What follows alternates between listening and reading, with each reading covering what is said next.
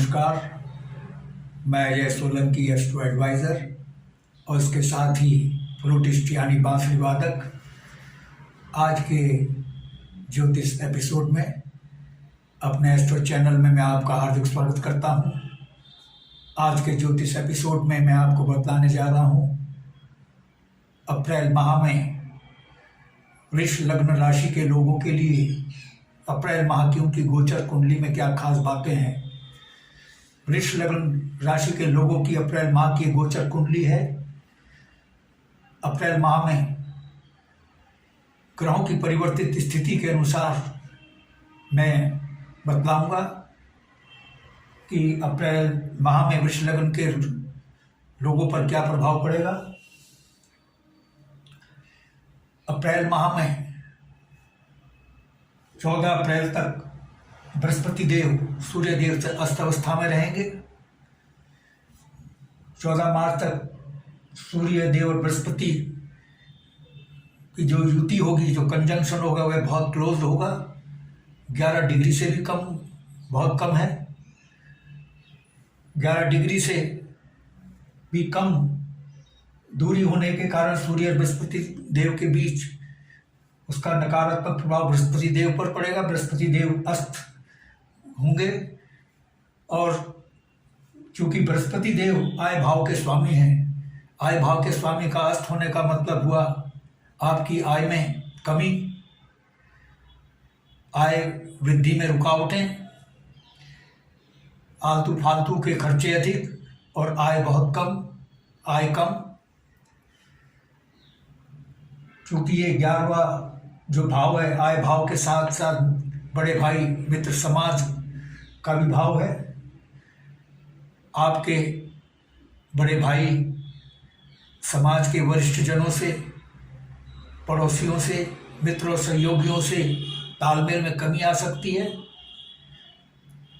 सहयोग में कमी आ सकती है। उनसे आपको सहयोग, अपेक्षित सहयोग नहीं मिल सकता है। उनसे जो अपेक्षित सहयोग है आपका, उसमें कमी आ सकती है। लेकिन यह स्थिति 14 अप्रैल तक रहेगी। 14 अप्रैल के बाद जब बृहस्पति देव अस्त अवस्था से बाहर आएंगे, सूर्य देव मेष राशि में चले जाएंगे। सूर्य और बृहस्पति देव के बीच काफ़ी दूरी हो जाएगी, 11 डिग्री से अधिक दूरी हो जाएगी। तो बृहस्पति देव अस्त अवस्था से बाहर आएंगे। आपकी आय में दिन दूनी रात चौगुनी रफ्तार से वृद्धि होगी, क्योंकि बृहस्पति देव आय भाव के स्वामी हैं। मित्रों से, पड़ोसियों से, बड़े भाई से और समाज के वरिष्ठ लोगों से आपका तालमेल बेहतर होगा, उनका आपको भरपूर सहयोग मिलेगा। लेकिन 14 अप्रैल के बाद और 22 अप्रैल को बृहस्पति देव जब मेष राशि में गोचर करेंगे, हालांकि यहाँ पर सूर्य देव के साथ विराजमान होंगे, लेकिन बृहस्पति और सूर्य देव की दूरी 11 डिग्री से बहुत अधिक होगी। इसलिए बृहस्पति देव अस्त अवस्था में नहीं रहेंगे, शक्तिशाली अवस्था में रहेंगे। क्योंकि बृहस्पति देव अष्टम अशुभ भाव के स्वामी हैं। अष्टम भाव कुंडली का सबसे अधिक अशुभ भाव होता है। यह रोग, मृत्यु, असाध्य रोग, मृत्यु तुल्य कष्ट और दुर्घटनाओं का भाव है। बृहस्पति देव अष्टम भाव के स्वामी होकर के द्वादश भाव में 22 अप्रैल को विराजमान होने जा रहे हैं।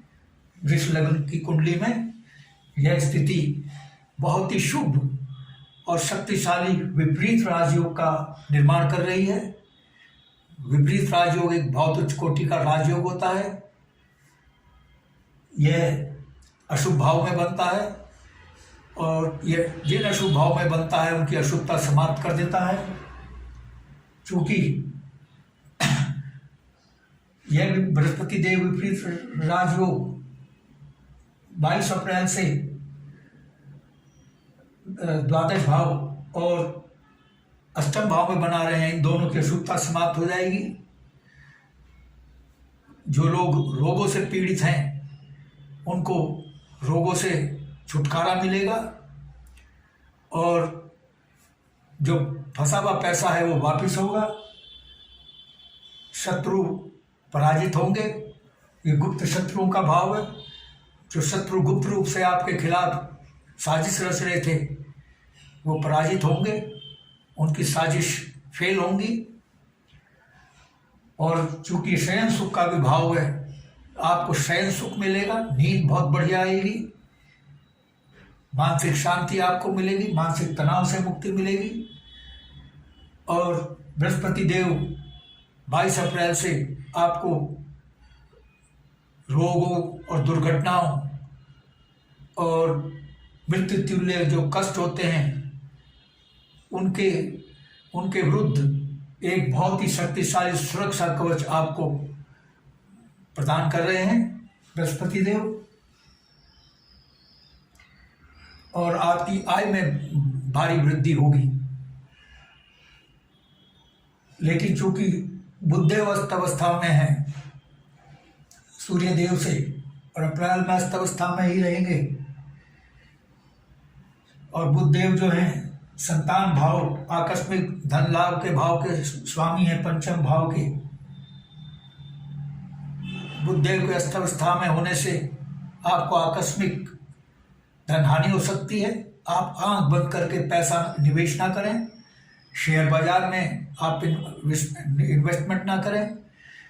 अगर आपको इन्वेस्टमेंट करना ही है तो इस क्षेत्र के विशेषज्ञों से कंसल्ट करके इन्वेस्ट करें। आंख बंद करके पैसा उधार ना दें, किसी को पैसा ना दें, पैसा फंस जाएगा आपका। संतान सुख में कमी आ सकती है, संतान आपकी अस्वस्थ हो सकती है। इस दौरान संतान के स्वास्थ्य का ध्यान रखें, क्योंकि बुधदेव अस्त अवस्था में है और आपको त्वचा से संबंधित और फेफड़ों से संबंधित, श्वास से संबंधित रोग सता सकते हैं अप्रैल माह में। ज्योतिष विज्ञान कोई डराने का कार्य नहीं करता, ये सावधान करता है। अगर आप सावधानी अपनाएंगे तो बुधदेव जो अस्त हैं उनकी अस्त अवस्था से जो हानियां हैं उससे बच सकते हैं। अस्त अवस्था की अशुभता से आप बच सकते हैं।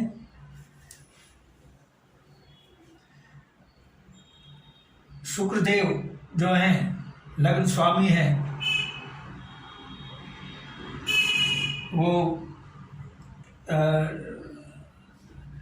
6 अप्रैल से वृष राशि में प्रवेश करने जा रहे हैं। लग्न स्वामी अपनी ही राशि में जा रहे हैं। वृष जब शुक्रदेव अपनी वृष राशि में जब प्रवेश करेंगे तो उनके द्वारा बहुत ही उच्च कोटि का मालव्य राजयोग का निर्माण होगा। मालव्य राजयोग बहुत ही शुभ राजयोग होता है, उसका भरपूर आपको लाभ मिलेगा। आपके व्यक्तित्व से लोग प्रभावित होंगे, समाज में आपका मान सम्मान बढ़ेगा। विवाह के योग बन रहे हैं आपके लिए। जो वृष लग्न राशि के लोग अविवाहित हैं उनके लिए विवाह के योग बन रहे हैं, उनके पास विवाह के प्रस्ताव आएंगे। लेकिन चूंकि मंगल देव जो कि योग मारक हैं, सप्तम भाव के स्वामी हैं, जो कि विवाह का भाव है, विवाह के प्रस्ताव आपके पास आएंगे तो आप आंख बंद करके उन प्रस्तावों को स्वीकार ना करें। भली प्रकार जांच परख करके विवाह के प्रस्तावों को स्वीकार करें और गुणों का मिलान करके ही आप विवाह करें।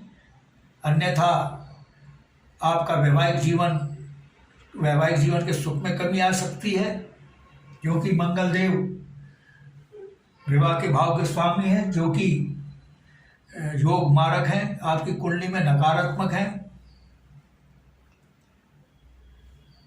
शुक्रदेव जैसे ही मालव्य राजयोग का निर्माण करेंगे 6 अप्रैल से वृषभ राशि में आकर के, यह राजयोग का निर्माण तब होता है मालव्य राजयोग का जब शुक्रदेव स्वराशि में हो और लग्न से केंद्र के भाव में हो, तो मालव्य राजयोग का निर्माण होता है। शुक्रदेव लग्न से केंद्र के भाव में है और स्वराशि वृष राशि में 6 अप्रैल को प्रवेश करने जा रहे हैं, इसलिए उनके द्वारा बहुत ही शक्तिशाली मालव्य राजयोग का निर्माण हो रहा है।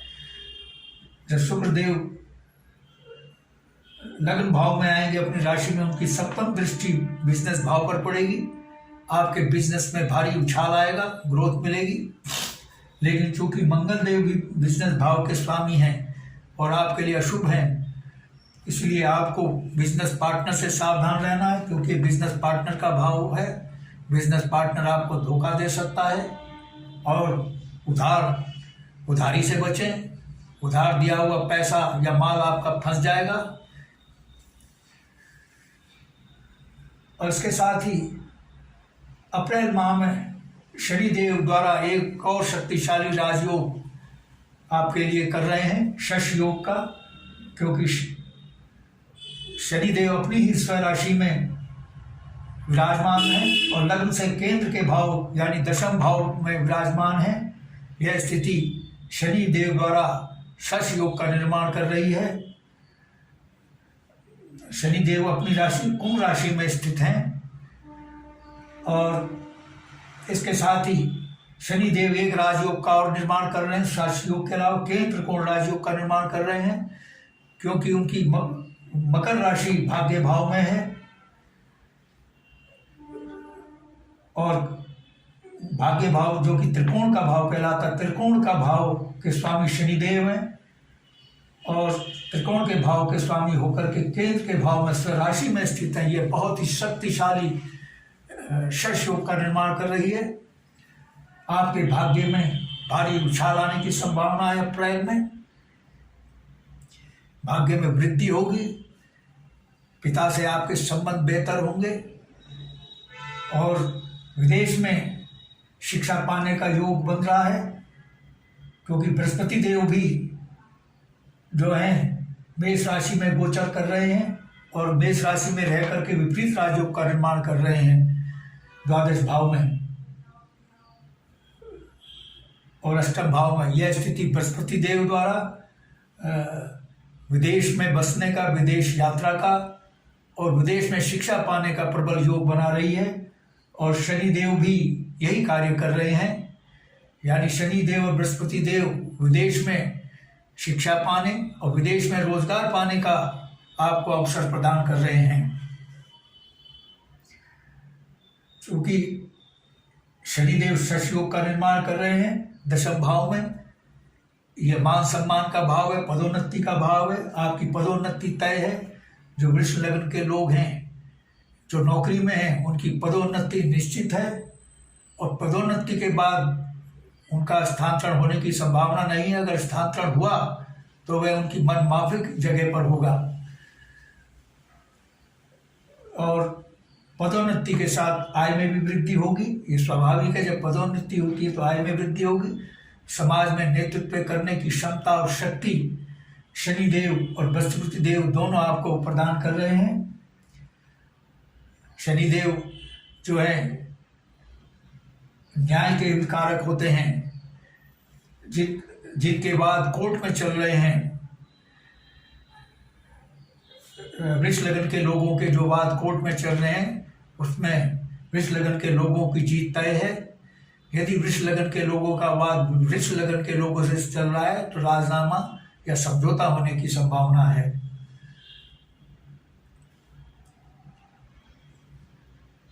और पिता से आपके संबंध बेहतर होंगे। पिता के स्वास्थ्य में सुधार होगा। और शनिदेव चूंकि वायु पित्त से संबंधित रोगों से ताल्लुक रखते हैं, गठिया बाय से संबंधित रोगों से ताल्लुक रखते हैं, घुटनों और जोड़ों के दर्द से ताल्लुक रखते हैं। इन रोगों से जो पीड़ित थे अप्रैल से पूर्व, जो पीड़ित थे अप्रैल के माह में, उनको इन रोगों से भारी निजात मिलने की संभावना है, राहत मिलने की संभावना है। मेडिकल बिल में कमी आने की संभावना है। लेकिन मंगल देव जो हैं वो शत्रु राशि में स्थित हैं। आपको बीपी की समस्या सता सकती है। बीपी के प्रति आप सावधान रहें। मंगल देव जो हैं बीपी के कारक हैं, ब्लड प्रेशर। इस रोग से आपको सावधान रहना है अप्रैल माह में।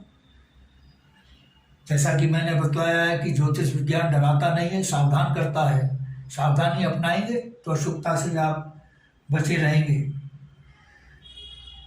इसके साथ ही शुक्रदेव आपको लव रोमांस के भी अवसर प्रदान कर रहे हैं और विवाह के प्रबल योग बन रहे हैं, ये मैं आपको बता चुका हूँ।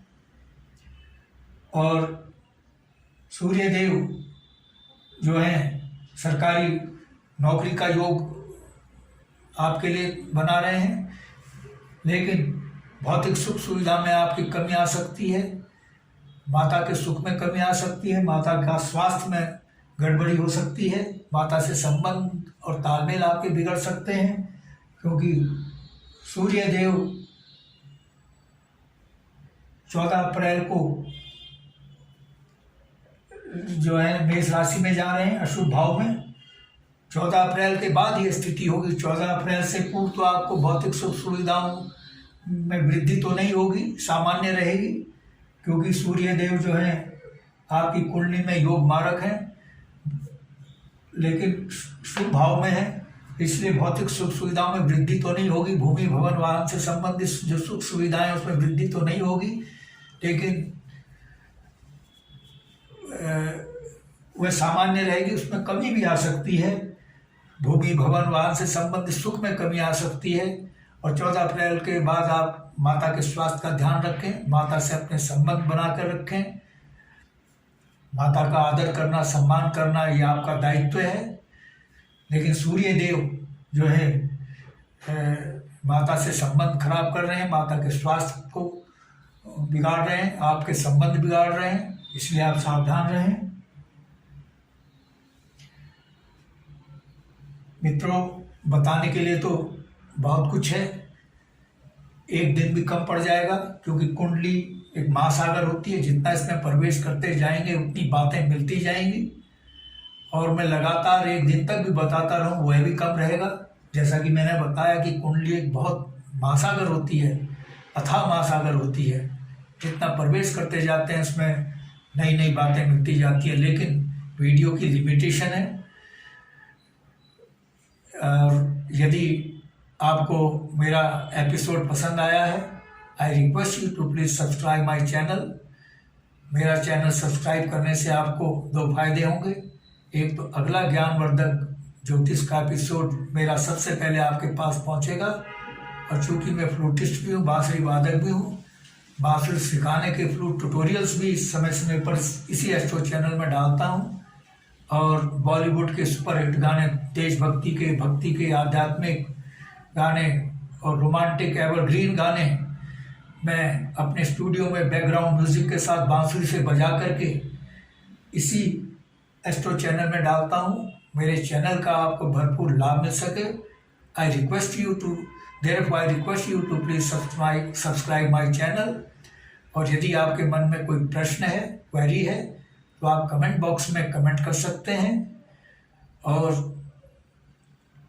यदि आप अपनी लग्न कुंडली जन्म पत्रिका का विश्लेषण कराना चाहते हैं, एनालिसिस करवाना चाहते हैं, तो आप अपनी बिल्कुल सही जन्म तिथि, जन्म समय या जन्म स्थान के साथ अपने प्रश्न मेरे व्हाट्सएप नंबर 9411769698 पर भेज सकते हैं। मैं आपके प्रश्नों का तुरंत उत्तर दूंगा, रिप्लाई दूंगा। बस आज इतना ही मित्रों, धन्यवाद, नमस्कार।